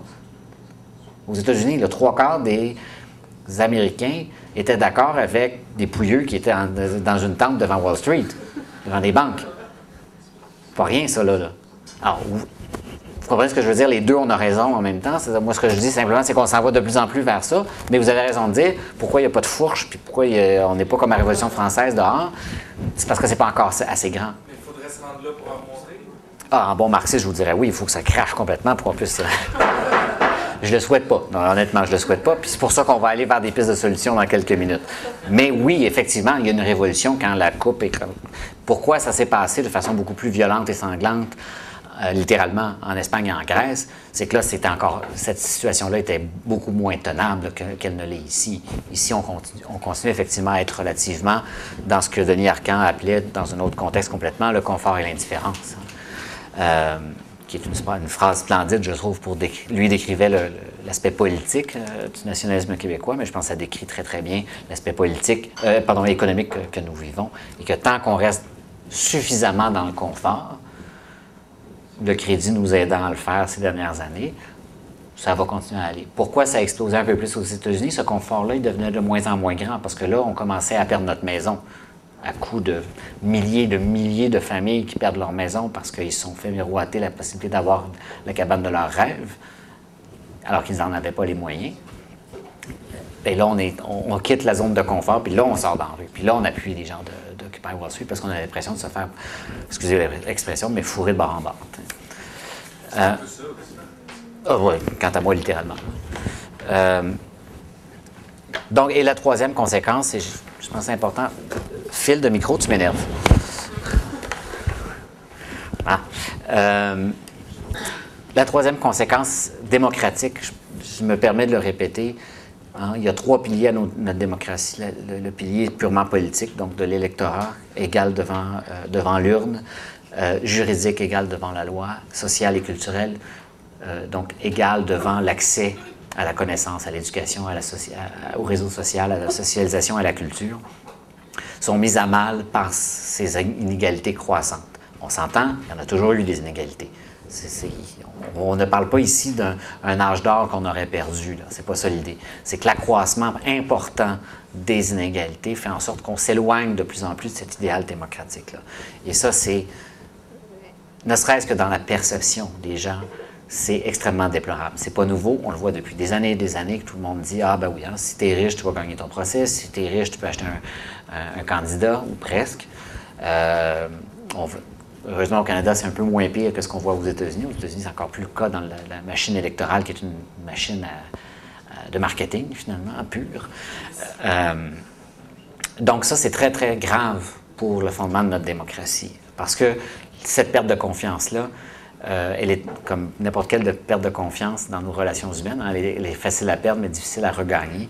Et c'est très dangereux, c'est très fragile pour nous. Mais qu'est-ce qui est aussi au-delà de ça? C'est le fondement donc, qui en sorte de ces 3 grandes familles de causes économiques, sociales et politiques, ou politique et morale. Il y a un substrat culturel derrière tout ça. Et là, je reviens à la toute première question qu'on a eue tout à l'heure, de cet appât du gain, de ce consumérisme que nous vivons depuis 40 ans. Je pense que le point de rupture des années 70, c'est aussi ça. Ça n'est plus améliorer notre condition de vie puis avoir le bonheur, par exemple, de s'acheter une première maison, alors que notre père et notre grand-père, ou nos grands-parents ont été locataires. Le bonheur d'avoir une laveuse, une sécheuse automatique, parce que notre pauvre grand-mère faisait ça à la main, puis c'est effectivement une amélioration de notre qualité de vie. On ne parle plus tellement de qualité de vie que de consommation, ce que le sociologue Thorstein Veblen du début du siècle, V-E-B-L-E-N, ceux qui ne connaissent pas, appelait la consommation ostentatoire. Lui, il étudiait le phénomène des très riches, et il disait les très riches, une de leurs façons de s'installer dans la société et d'asseoir leur influence et leur position sociale, c'est par la consommation ostentatoire. Autrement dit, avoir un gros char qui brille, avoir une grosse cabane. Hein? Une grosse calèche, oui. Mais non, c'est en même temps des voitures quand même. Donc, la consommation ostentatoire. Montrer aux autres qu'on a cette position sociale. Ça, ce qui était réservé à une toute petite élite avant, les très, très, très, très riches, ça s'est distillé, c'est un peu l'effet pervers du rêve américain, ça s'est distillé dans l'ensemble de la société et tout le monde veut atteindre ce niveau de consommation ostentatoire-là. Hein? Vos maudits iPhones puis votre bière qui vous empêche de payer vos études, là, c'est ça. Je blague. J'espère que vous le savez, parce que je la sortie par là. Et ça, cette course à la consommation ostentatoire traduit quelque chose de très, très majeur sociologiquement et culturellement qui s'est transformé depuis 40 ans. Qu'en philosophie politique, on étudie beaucoup. Et moi, j'aime bien lui donner le vocable un peu fort, mais c'est nécessaire qu'il soit fort, de violence économique. On accepte, la violence, c'est quoi? C'est accepter une situation qui, dans un cas de liberté complète, on n'accepterait pas. Hein? Être victime de violence, c'est accepter une situation contre notre gré, en quelque sorte.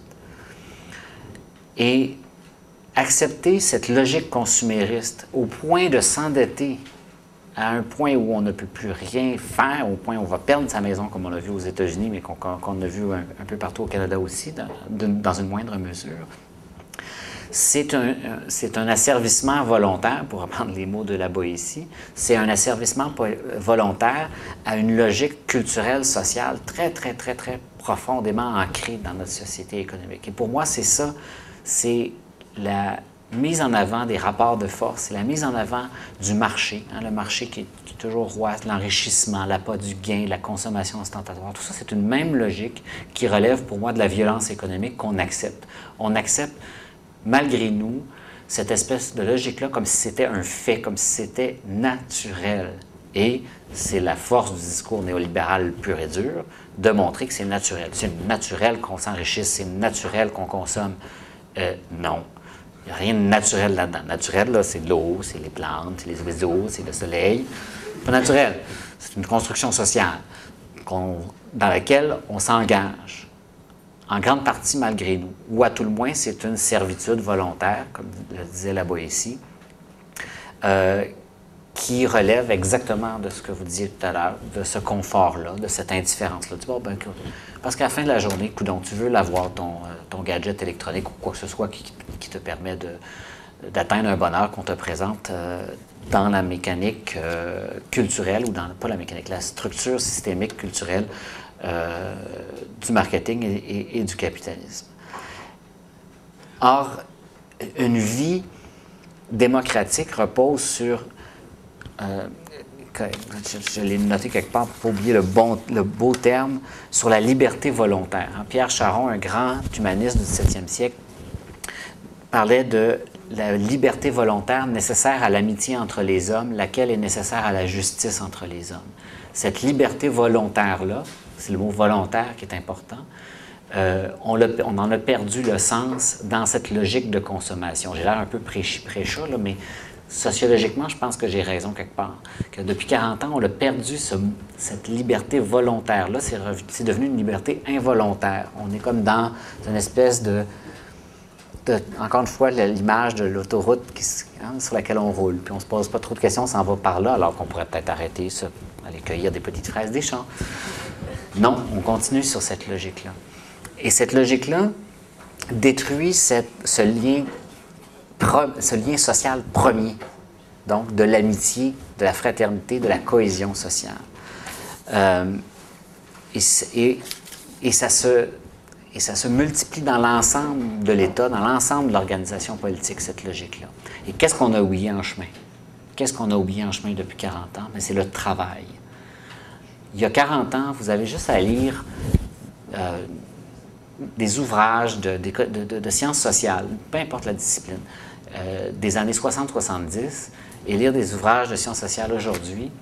Le mot travail, le mot travailleur, le mot emploi, tous les mots reliés au travail étaient prépondérants dans le discours des sciences sociales dans les années 50, 60, 70. C'était le travail qui était glorifié, l'autonomie à la souveraineté du travail. C'était là qu'on se réalisait socialement, c'était là qu'on se réalisait économiquement, c'est là qu'on se réalisait politiquement aussi. On faisait partie de la communauté par le travail. Maintenant, on fait partie de la communauté par la consommation. Le sens du travail, le sens collectif du travail s'est perdu dans ces 40 dernières années parce qu'on a mis au devant le moteur principal du capitalisme tel qu'on le connaît maintenant, qui est la consommation.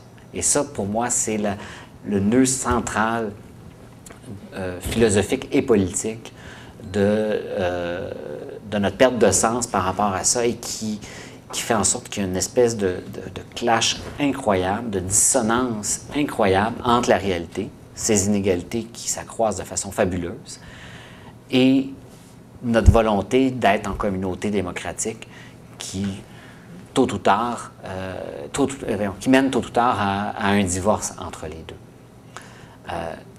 Fin de la conclusion philosophique sur les conséquences de ces inégalités-là, mais je pense que c'est, au-delà de ce discours qui peut paraître un peu humaniste, rose bonbon, je pense que c'est très, très, très important dans l'explication de notre servitude à cette logique-là.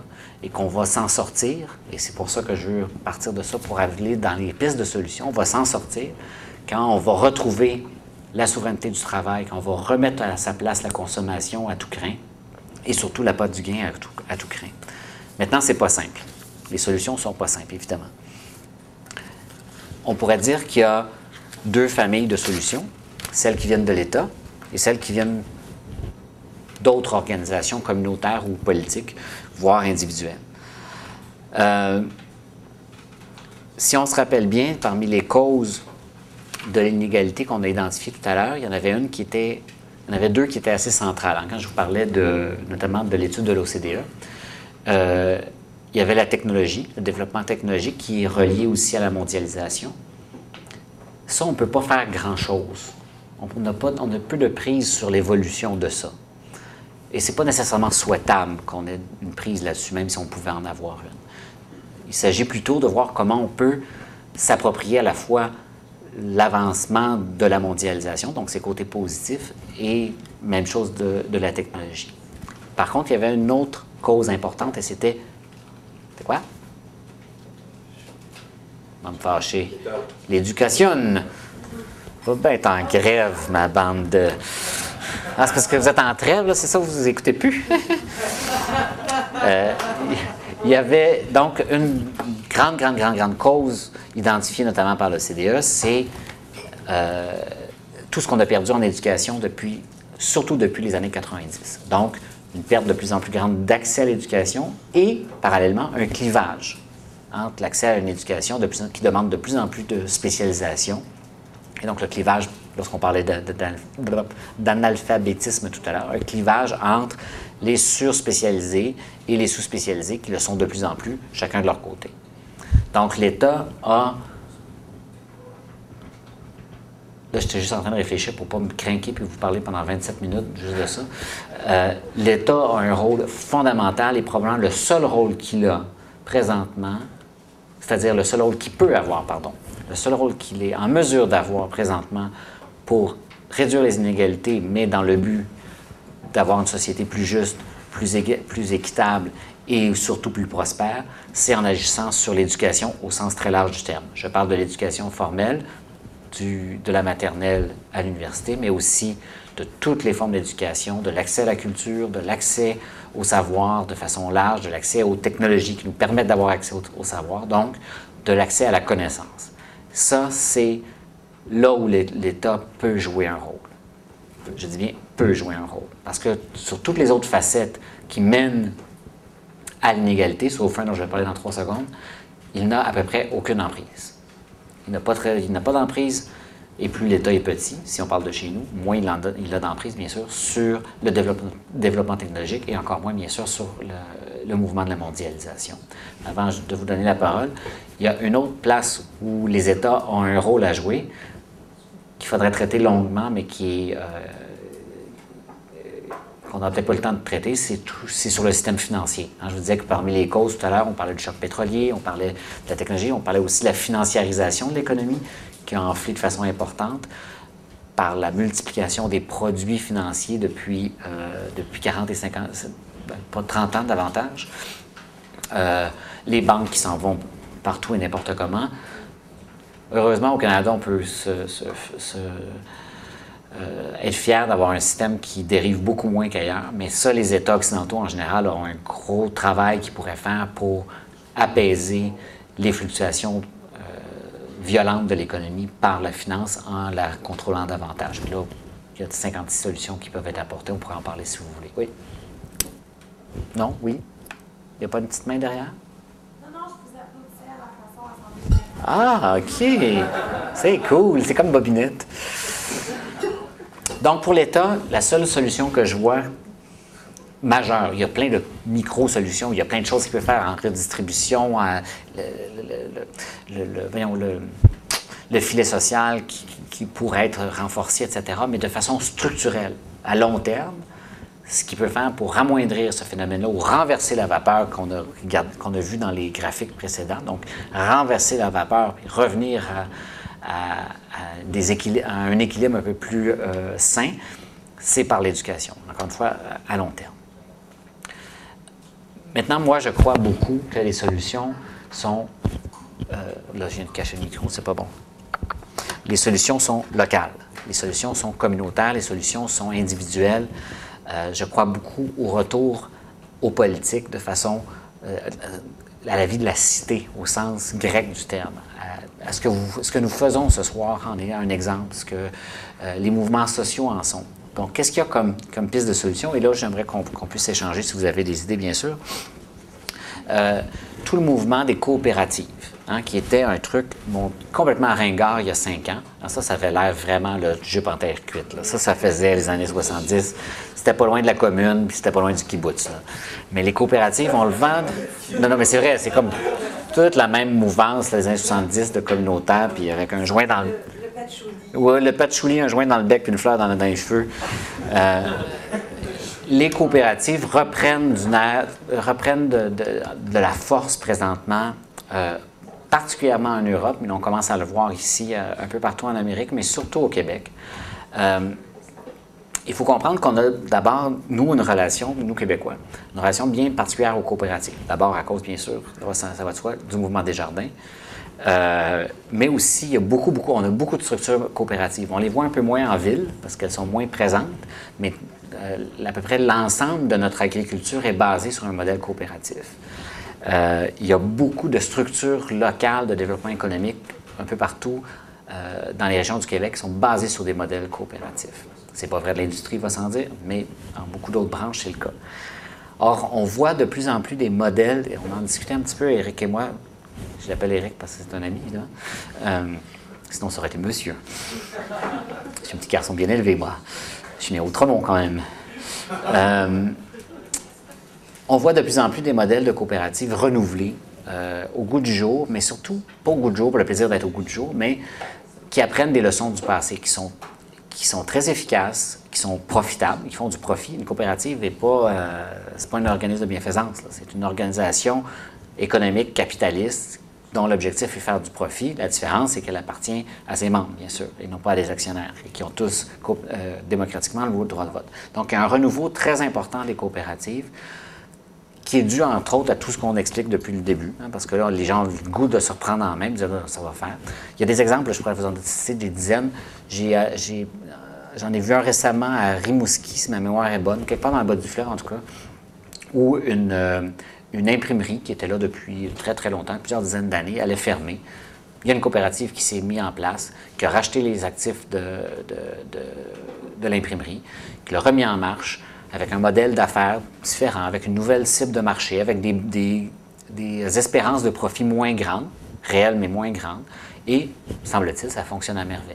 Donc, il y a de plus en plus de ce genre de modèle-là qui existe un peu partout, et ça m'apparaît être une solution ou une partie de solution. Ça ne veut pas dire que tout doit être coopératif, c'est pas ça le point, mais qui peut aider à cette prise en charge-là, donc cette réappropriation qui permettrait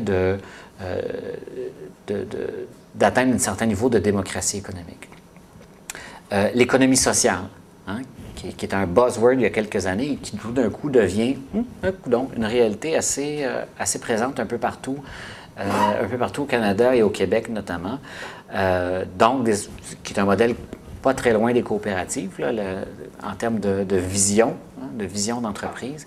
Donc, toutes les entreprises d'économie sociale qui ont comme objectif de produire, de bien produire, de produire de façon responsable, écologiquement durable, etc., et d'être responsable envers ses employés autant que ses clients, autant que ses fournisseurs, etc., de créer des liens de long terme et non pas...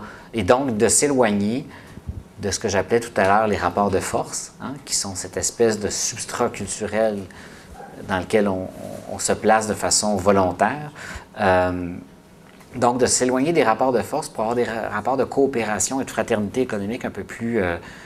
et là où mon discours prêcha tantôt d'humanisme économique prend un sens un peu plus réel, hein, un peu plus concret et profitable et réalisable concrètement. Je termine avec 2 expériences que vous connaissez peut-être, j'espère que non, parce que ça serait plate. Est-ce que quelqu'un connaît l'expérience de Mondragon en Espagne, dans le Pays Basque? Vous êtes en train de filmer, taisez-vous. Donc, la majorité ne connaissent pas? Alors, c'est une expérience qui existe depuis des dizaines d'années. Donc, c'est en Pays Basque. C'est une initiative chrétienne, catholique, en l'occurrence. C'est un prêtre qui a parti ça, là, je ne me souviens plus de quel niveau hiérarchique, peu importe, qui regroupe maintenant, dans la même région, dans une ville d'importance assez grande, 256 entreprises coopératives et 93 000 travailleurs, qui fait un chiffre d'affaires de 16,7 milliards d'euros. parle pas d'une shop, là. On ne parle pas d'un petit dépanneur. Là. 93 000 travailleurs. C'est énorme, là. Alors ça, c'est tout un système, donc, qui est basé sur, c'est un système dans le sens systémique, là, donc une structure, un tissu d'entreprises coopératives, donc ce sont toutes des coopératives. Et l'initiateur, donc le prêtre machin chouette bidule, qui a mis ça en place, dont je ne connais pas le nom, je n'ai pas noté, ce qui est un peu dommage en fait, s'est dit, bien, une coopérative c'est bien, mais plusieurs coopératives c'est mieux. Les fournisseurs de la coopérative, comme les clients de la coopérative, devraient être d'autres coopératives. Et tranquillement a mis en place tout un système économique dans toute la région où à peu près tout le monde est en mode coopératif. Donc, c'est ce qu'on appelle l'économie participative. Donc, on dépense, là, on commence à dépasser largement. Là, hein, quand on parle de 93 000 employés, imaginez-vous que c'est une région là, un peu comme, je ne sais pas moi, je dis un peu n'importe quoi, là, mais comme Rivière-du-Loup ou Sherbrooke, mettons, hein, une de nos villes hors des très grands centres. Donc de nos villes moyennes au Québec. Puis, tout l'ensemble de la région là, s'est mis ensemble. Ça ne s'est pas créé en 3 jours, on va s'en dire, mais en plusieurs années. S'est mis ensemble pour dire on va aller vers cet idéal où toute notre vie économique, le plus qu'on peut, sera sous le mode coopératif. Et quand on va faire affaire avec d'autres, puis c'est pas coercitif, on n'est pas obligé de faire partie de ce système-là, mais ils ont fait la démonstration, et ça dure depuis des décennies, que ça fonctionne, que c'est payant pour tout le monde, et surtout que c'est basé sur des logiques complètement différentes que nos logiques habituelles que l'on connaît, nous, dans nos entreprises. Je ne vais pas diaboliser non plus tout ce qu'on vit en entreprise ici, là, ce n'est pas le cas, mais ils ont des critères d'évaluation qui sont basés sur 5 points. L'efficience, l'équité, l'autogestion, la solidarité et la variété de la production. Quand même quelque chose. Mais il y a l'efficience qui est là quand même. Hein? L'efficience est quand même là. Donc l'efficience, l'équité, l'autogestion, la solidarité et la variété de la production. Et ils passent un temps fou en réunion. Un temps fou. Ils sont toujours en train de se concerter. Puis à se dire, oh, on fait ça, on fait ça.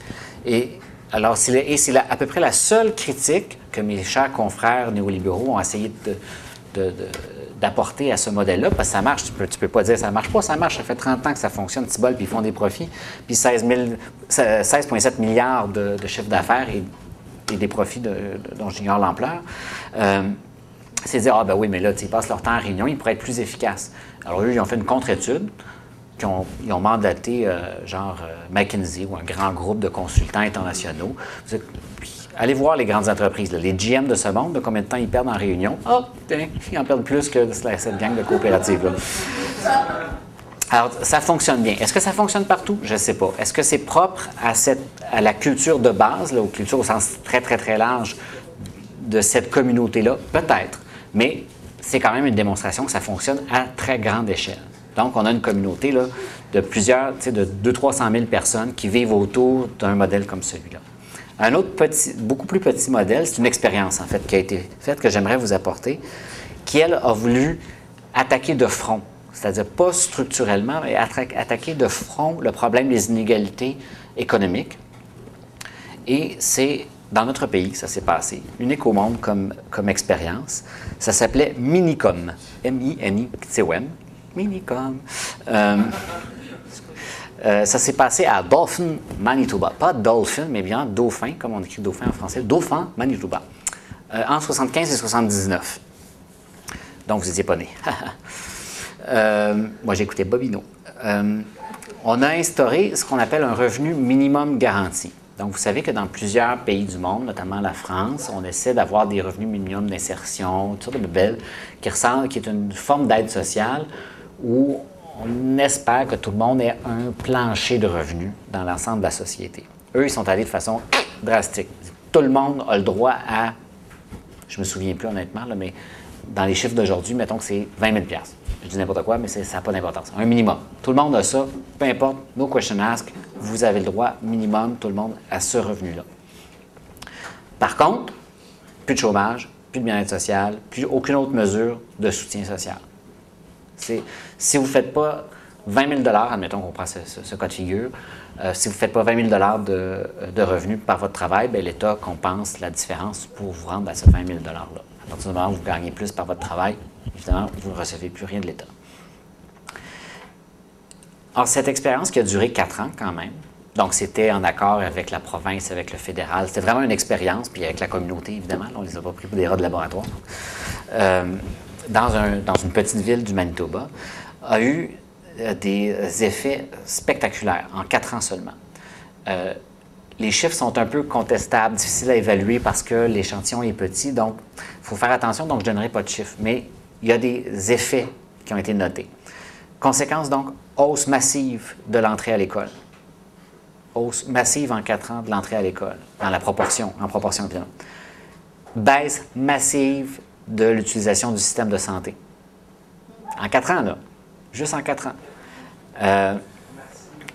Ben oui, c'est marqué. Quand je dis massive, c'est marqué, mettons. Le fait est, c'est qu'en un si court laps de temps, l'effet a été important. Donc, effet positif sur l'éducation, sur la santé physique et mentale des gens et sur le travail. Plus de gens au travail. Donc, vous voyez, par une mesure très simple, en fait, qui est beaucoup plus simple que notre système actuel où il y a multiplicité de programmes et de sous-programmes de bien-être social, de réinsertion en emploi, de taux de chômage, d'assurance-emploi, etc., qui deviennent bureaucratiquement un enfer absolu, à la fois pour ceux qui les gèrent et pour ceux qui en sont les victimes, avec une mesure simplifiée. Il fait des drôles de signes, il est bizarre. Avec une mesure très simplifiée du soutien social, on a eu des effets directs positifs importants. Et donc, on pourrait croire qu'une expérience comme celle-là pourrait avoir des effets extrêmement bénéfiques sur l'équité, sur la justice économique et sociale à long terme dans nos sociétés. Donc, le revenu minimal garanti, les coopératives, l'économie sociale, ce genre de mesures-là, qui sont à la fois des mesures qui peuvent venir de l'État, mais qui peuvent venir des communautés, comme on vient de le voir, des communautés vraiment pas très grandes, sont des solutions possibles à notre problématique. J'aime ça faire des grimaces à la caméra. Quand je fais des screen tests à Radio-Canada, c'est toujours ça que je fais. Ben voilà.